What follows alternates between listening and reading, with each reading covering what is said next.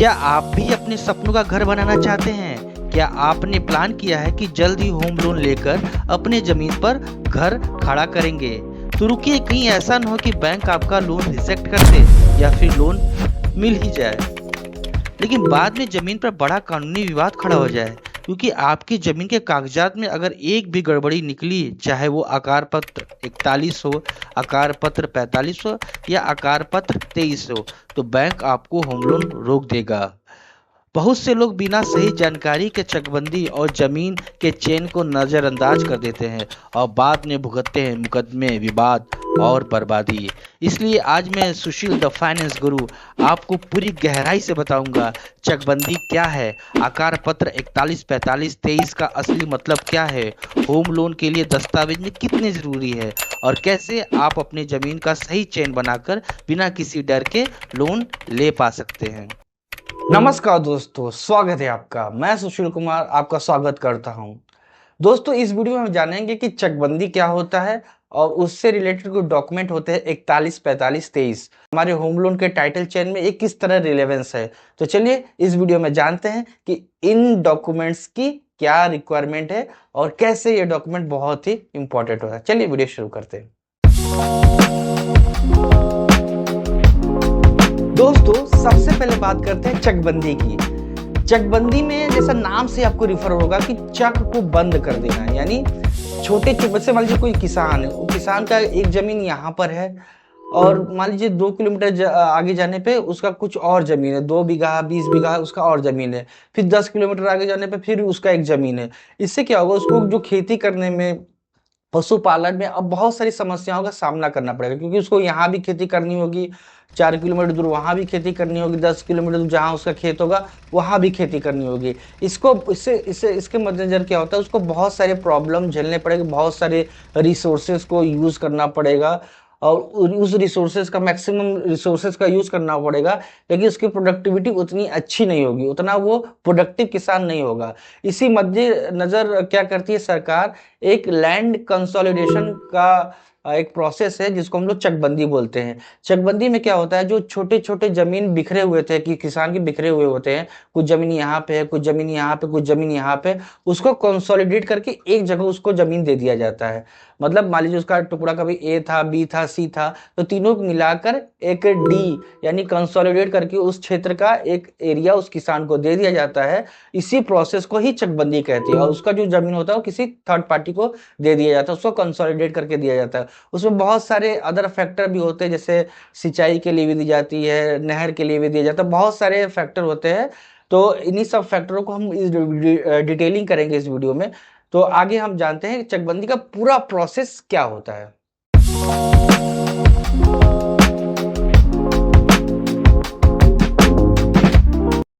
चकबंदी की प्रक्रिया कैसे होती है? अब सवाल उठता है कि चकबंदी कैसे होती है। सबसे पहले क्या होता है, उस गांव का सर्वे होता है, गांव का पूरा नक्शा और सभी भूमि के मालिकों की जानकारी इकट्ठी की जाती है। सेकंड प्रस्ताव में क्या होता है, प्रस्ताव बनता है। सरकार या चकबंदी अधिकारी ऐसे प्रस्ताव बनाते हैं कि किसको कहाँ चक मिलेगा। थर्ड प्रोसेस में होता है आपत्तियां सुनना, अगर किसी को दिक्कत है तो उसकी सुनवाई की जाती है। फोर्थ होता है अंतिम आदेश, फाइनल फैसला होता है और हर किसान को नया जमीन का चक दे दिया जाता है। पांचवा होता है रिकॉर्ड को अपडेट करना, नया नक्शा और खतौनी तैयार होती है। यही जगह है जहां पर आकार पत्र काम आता है।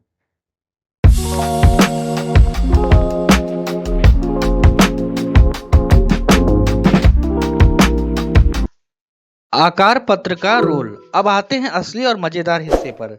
चकबंदी के 3 मुख्य दस्तावेज बनते हैं। आकार पत्र 41, चकबंदी से पहले की स्थिति, पुराने खसरा नंबर, खेतों का रिकॉर्ड, किसके पास कितना जमीन था।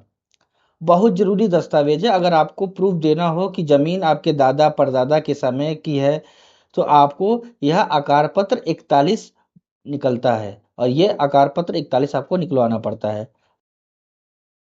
एक्चुअली होता क्या है कि जैसे जब गवर्नमेंट ने डिसाइड कर लिया कि हम फला जमीन का चकबंदी करेंगे, यानी उस जमीन का जो चक है उस चक की बंदी कर देंगे, यानी चकबंदी कर देंगे। कहने का मतलब ये है तो उसमें ये देखा जाता है, उसके कुछ रिकॉर्ड लिया, यानी पहले भूमि का सर्वे करते हैं। जैसे मैंने ऊपर बताया कि भूमि का एक सर्वे होता है।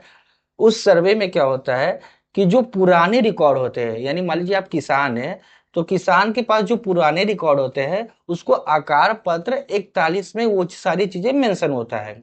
यानी सपोज दैट कि राम का गांव में ये आराजी नंबर 4 है, उस आराजी 4 में राम का नाम म्यूटेशन हुआ है, तो उसका जो रिकॉर्ड मिलेगा वो मिलेगा आपको आराजी मतलब आकार पत्र 41 में। यानी जो भी यथावत स्थिति होती है जमीन की, उसको आकार पत्र 41 में मेंशन किया जाता है।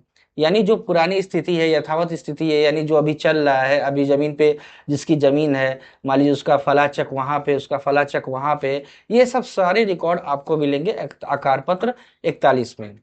आकार पत्र 45 के बारे में जानते हैं। आकार पत्र 45 चकबंदी के बाद की स्थिति होती है। इसमें अब आपको कौन सी भूमि मिली है, नए खसरा नंबर और नया चक नंबर यहाँ पे लिखे जाते हैं। होम लोन या जमीन बेचने पर सबसे ज्यादा काम यही आता है। उसके बाद फिर गवर्नमेंट क्या करती है, जब उसका सर्वे वर्वे कर लेती है तो एक नया रिकॉर्ड बनाती है। यानी सर्वे के बाद मान लीजिए राम का जो जमीन पूर्व में मान लीजिए 1 बिस्सा था, उसको उठा के उसे पश्चिम में उसके जमीन के साथ कंसोलिडेट करनी, यानी जोड़ने का काम करती है। इसी तरह मान लीजिए कोई जमीन को उसको नहर नहर में निकाल देना है, कोई जमीन उसको मान लीजिए सिंचाई में दे देना है, बहुत सारी चीजें हैं मतलब जो भी यूजेज में आते हैं। तो जब इसका एक रिकॉर्ड बनता है, उस रिकॉर्ड को मेंशन किया जाता है आकार पत्र 45 में। आकार पत्र 23 की बात करते हैं। इसमें प्रारंभिक प्लान होता है, कौन सी जमीन रास्ते के लिए जाएगी, कौन सा तालाब बनेगा, बाग बगीचे के लिए कौन सी जमीन छोड़ी जाएगी, यह सब सारा रिकॉर्ड आकार पत्र 23 में होता है। दोस्तों ये चकबंदी और 41, 45, 23 के बारे में जो मैंने ये वीडियो में बताया, उसका मैंने एक पीडीएफ भी बनाया है। वो पीडीएफ मैंने डिस्क्रिप्शन में लगा दिया है। यदि आप चाहें तो उस पीडीएफ को डाउनलोड करके आप उसको पढ़ सकते हैं, उसको आप अपने पास रख सकते हैं। उसके लिए कोई चार्जेस नहीं है, वो बिल्कुल फ्री है। तो आप उसको डिस्क्रिप्शन में जाके उसको चेकआउट कर सकते हैं और उस पीडीएफ को भी आप डाउनलोड कर सकते हैं।